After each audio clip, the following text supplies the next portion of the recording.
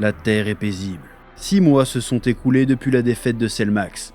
Goku et Vegeta continuent leur entraînement, chacun poursuivant une voie distincte. Goku perfectionne l'Ultra Instinct pour qu'il devienne plus naturel, tandis que Vegeta cherche à dépasser l'Ultra Ego en maîtrisant totalement sa fureur au lieu de s'y abandonner.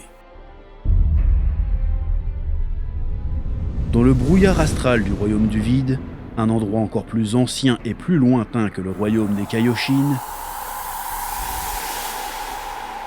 un cœur bat. Puis une voix se fait entendre. Ce monde n'aurait jamais dû exister ainsi.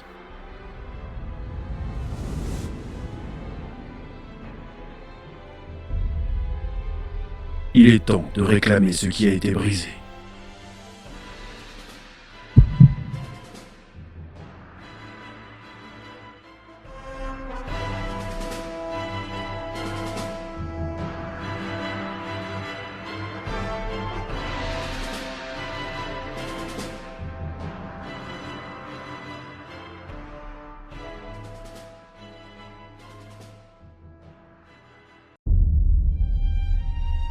Pendant ce temps, Goku médite au sommet d'un des piliers rocheux de la planète de Beerus. Whis observe en silence.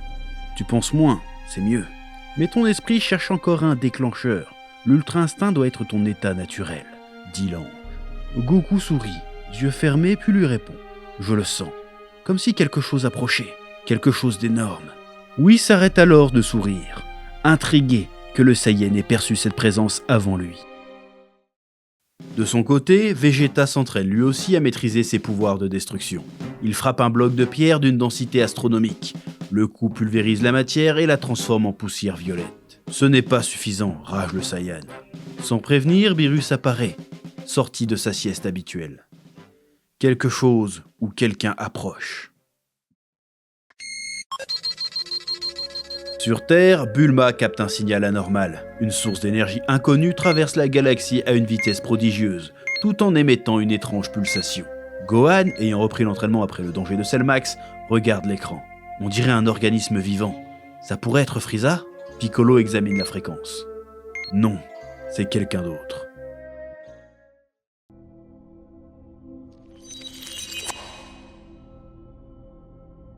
Soudain, au milieu d'une nuit sans lune, le ciel se fissure comme du verre au-dessus de la capitale de l'Ouest. Bulma, Gohan et Piccolo se précipitent à l'extérieur et sont médusés par ce phénomène céleste. Cependant, aucune panique dans les rues, aucun cri, aucune agitation. Tout est absolument calme et silencieux, comme si le temps s'était arrêté. Une silhouette humanoïde descend lentement du ciel. Un être pâle, au regard d'or dont le corps est parcouru de fissures, sans doute causé par le trou béant à la place de son cœur. Un vide laissant entrevoir l'infini.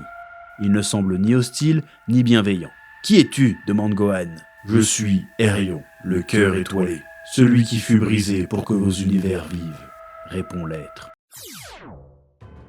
Goku et Vegeta arrivent instantanément grâce à Whis, prêts à affronter cette potentielle menace. « Tiens, je n'ai jamais vu un être de cette nature », dit Whis. « Hé toi, qu'est-ce que tu viens faire ici » lance Vegeta. « Tu veux te battre » ajoute Goku avec sa nonchalance habituelle. C'est inutile, je veux récupérer ce qui m'a été volé autrefois. Votre univers est un fragment de mon cœur, répond laconiquement Airion. Un fragment de ton cœur interroge le prince des Saiyans. Vos existences et votre réalité vont disparaître, ajoute Airion. À ces mots, tous les guerriers présents sentent la variation d'énergie d'Airion, une énergie hostile, si puissante qu'ils passent tous en mode offensif et se transforment instinctivement, prêts à bondir sur l'ennemi à leur puissance maximale. Airion lève alors la main, dans un geste qui semble miséricordieux. L'espace semble un instant se distordre. L'ultra-instinct et l'ultra-ego se désactivent d'eux-mêmes. Piccolo et Gohan redeviennent normaux également. Ils restent ainsi tous figés, horrifiés. Je ne suis pas ici pour la destruction, je suis ici pour l'achèvement. Votre univers doit revenir à moi. Whis, fais quelque chose, crie Vegeta. Je ne peux pas, il bloque mes pouvoirs, répond Whis, qui pour la première fois semble légèrement effrayé. Le cœur étoilé réclame son éclat perdu, et vous, mortels, vous en êtes les fragments, dit Airion en levant son doigt vers le ciel comme pour appliquer un jugement divin.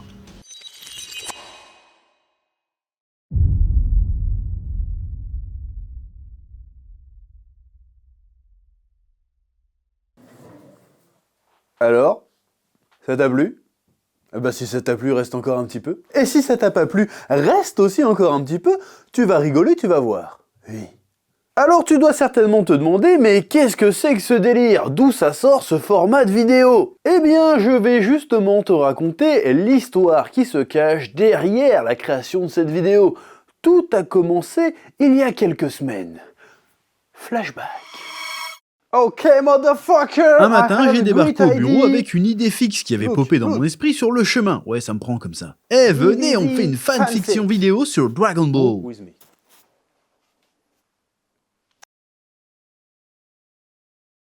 Ah, il y a eu un petit blanc pendant quelques secondes quand même. Puis on commençait à réagir. Ok, mais on fait comment pour illustrer? On n'a pas de thunes pour payer des illustrateurs. how can Puis I ça do va être it? gigalon, non? Question très pertinente. Et je me suis dit, ouais, franchement, il y a moyen de bidouiller avec des images qu'il y a sur le net, des artworks, des extraits d'animés. On peut s'en sortir sans avoir trop de dessins à faire nous-mêmes en vrai. Ok, et du coup, ce sera quoi l'histoire? Ça, pour l'instant, j'en savais rien. Et là, Darko a une idée juste pour rire. Oh, I love Five Guys. The Mulu. Eh, on n'a qu'à demander à ChatGPT d'imaginer une suite à DBS pour voir si ça nous donne des idées. Canada Dry. Yeah, let's go. Et du coup, on a demandé à ChatGPT de nous écrire une suite à Dragon Ball Super et franchement, ce qu'on a lu était pas mal du tout en fait. Ouais. Donc oui, ce que vous venez de voir il y a quelques instants a été en grande partie imaginé par ChatGPT. D'ailleurs, il y avait un petit indice dans le titre, hein, Annihilation Impact, les initiales ça fait AI. Voilà. Bon, au début on a essayé de trouver un titre avec GPT, ça donnait des trucs en japonais imprononçables, on a laissé tomber. Oui. Du coup, on s'est dit qu'on allait s'inspirer de ce petit script pour tester la production d'une fanfiction vidéo. Ensuite, Darkoz, scénariste de Dragon Ball Kekumei, et moi, nous avons un peu retravaillé le script parce que certaines tournures de phrases étaient un petit peu cheloues. Puis, j'ai dessiné un storyboard complet, vachement précis et détaillé comme vous pouvez le voir. Puis, grosse réunion avec la team. Donc on a commencé par écumer le net à la recherche d'images exploitables pour illustrer notre vidéo. Et heureusement pour nous, il y a une chier de fans hardcore de Dragon Ball qui s'amusent à compiler des milliers de ressources graphiques issues des animés, films et jeux vidéo qui sont prêtes à être utilisées. Les mecs qui font ça, vous êtes des saints. I love character in internet. Bon, nous avons été malgré tout obligés pour certains plans de retravailler l'image ou de carrément décalquer et recoloriser, soit parce que c'était trop pixelisé, soit parce que la ressource n'était pas disponible.